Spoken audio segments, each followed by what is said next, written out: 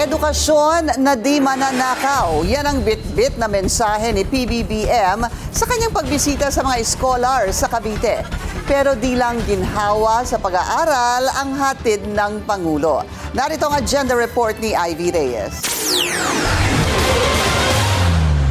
Ibabayad na bilang down payment ng 23-year-old na marketing student na si Christian Rios ang makukuha niyang 20,000 pisong cash assistance mula sa Social Civic Program Fund ng gobyerno.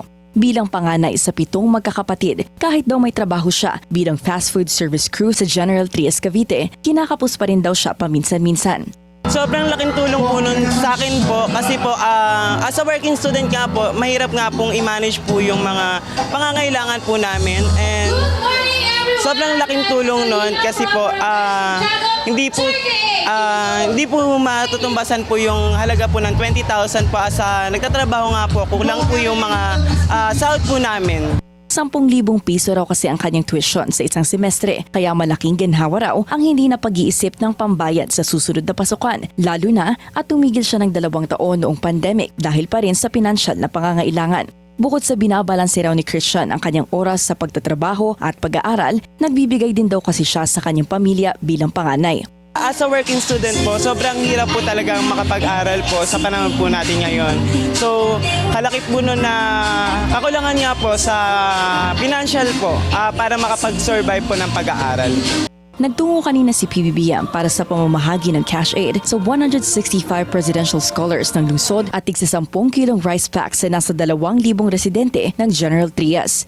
Paalala ng Pangulo sa mga scholar. Mag-aral kayo mabuti, masipag kayo mag-aral dahil ang edukasyon, ang magandang edukasyon ay isang napakalaking kayamanan na dala-dala na ninyo.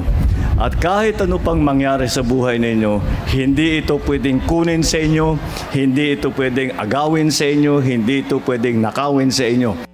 Parte ng Local Government Support Fund ang Rice Aid na ayon sa Pangulo ay matagal nang hindi nagagamit ng maayos kaya ibinabaraw ng gobyerno ang pondo sa mga LGU na mas kilala ang kanila mga constituent. Iyong 200,000 pesos na checking ipinabibigay sa mga barangay captain nakalaan para sa mga scholar na tulad ni Christian ang 100,000 piso.